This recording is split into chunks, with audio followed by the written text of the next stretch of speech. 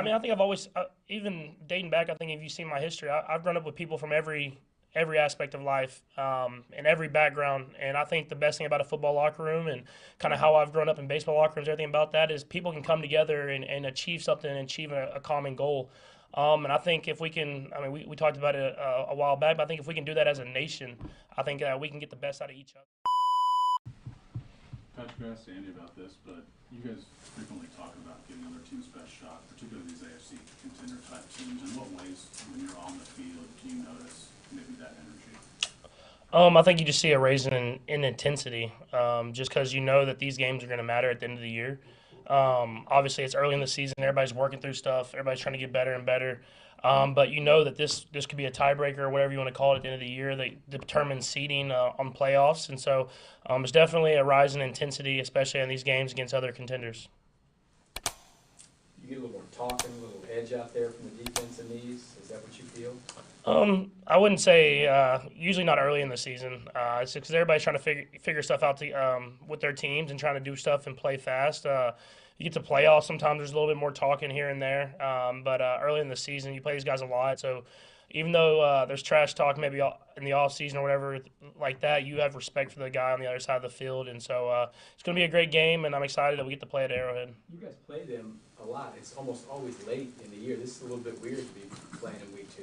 Yeah, I mean, for sure. I mean, usually it's like the NFL saves it for later in the season, knowing it's going to be kind of one of those seeding games. But our schedule is very different this year. We have a lot of great teams early, and obviously we play like every day of the week. So it's a different schedule. It's a great test for us to play two of the best teams in the league back to back to start off the season. But it's going to be about how we adjust and respond whenever adversity hits. Looking back, what allowed Rasheed to have the day that he did in the opener?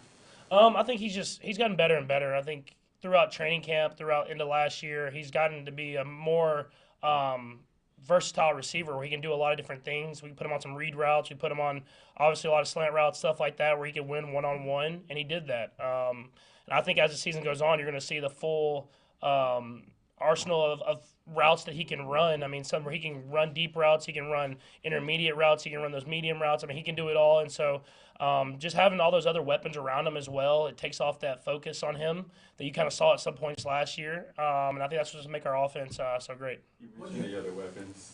Xavier, heck of a day on Sunday. What can that success do for him going forward? Yeah, I think it's just going to be a spark. You know, it shows that what he can do. Obviously, it showed his speed. It showed how he's able to run routes and find open spaces. But it just kind of gives him that confidence. I think he already had it anyways, but to show that he can do it on Sundays or whatever day of the week that we're playing, and it's just kind of a start for him. I mean, we want him to keep building. We want to get him more and more involved in the offense. But a great start. Looks like Noah Gray's going to be around for a little while now. What have you seen? What do you feel like he brings? Yeah, I mean, he's just a smart player, extremely smart player that does a lot of physical stuff that we need in this offense. He's able to get himself open. He makes the catches whenever he's asked to do it. But a guy that can just do it all. And you need those guys in order to win football games. And he's one of those guys that he can come in for Travis in spots. And I have full confidence that he can go out there and make plays happen as well. And so he's learned a ton behind Trav. And you can see him getting better and better each and every year. And I was happy for him because he's one of those guys that does it the right way and deserves the contract that he got. Patrick, this is away from football, but former President Trump referenced you and your family again today on Fox News in relation to his campaign. I just wonder what your reaction is to seeing that. Yeah, I think I've always said I don't want my place and my platform to be used to endorse a candidate or do whatever either way. I think my place is to inform people to get registered to vote.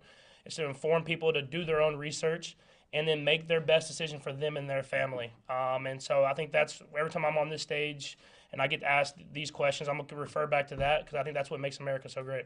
I think it was important, though. I don't know if important is the right word, but when you were at the U.S. Open this past weekend and you guys were there with Taylor and Travis, I mean, is that an important image to show that, you know, people who may have different philosophies can?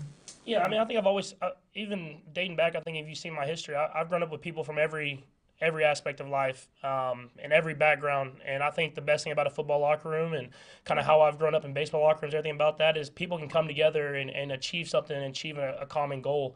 And I think if we can, I mean, we talked about it a while back, but I think if we can do that as a nation, I think we can get the best out of each other. And so I think that's something that I do every single day. And whenever I'm hanging out with whoever, I'm not thinking about their political views or anything like that. I'm thinking about the people and how they treat other people. And I was with a lot of great people this weekend. Patrick, do you have a thought specifically about the idea of President Trump bringing up Brittany's name? Does that affect you one way or another? No, I mean, I think at the end of the day, it's about me and my family and how we treat other people. And I think you see is that Brittany does a lot in the community. I do a lot in the community to help bring people up and give people other opportunities to use their voice. And so it's in the political times, people are going to use stuff here and there, but I can't let that affect how I go about my business every single day and live my life and try to live it to the best of my ability. And another viral aspect, way less important, obviously, but what's your reaction to Nebraska quarterback Dylan Raiola just sort of mimicking every single aspect of your preparation and almost even the way he throws? Yeah, I mean it's cool.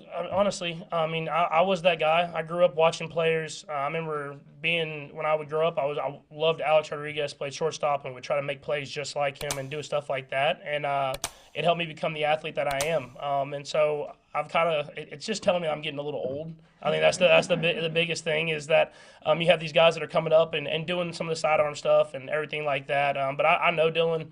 I train with him in the off seasons. Great kid, a great football player, and I think he's gonna make his own stamp on the game. And I think you've seen that early in his career. Has he acknowledged that some of the stuff he's doing is mimicking you? It seems like publicly he's been hesitant to say that. Yeah, I mean, I don't know if whenever you come in as a freshman, you want to be on Twitter and be the part of the team. I think he wants it to be about his team, and I think that's the right way to play the quarterback position. Is that it's not about you; it's about going out there and having success as a team, and they've done that so far this year. So even though I think he just kind of wants to push us out and play football and go out there and win football games, I think that's the right way to play the position.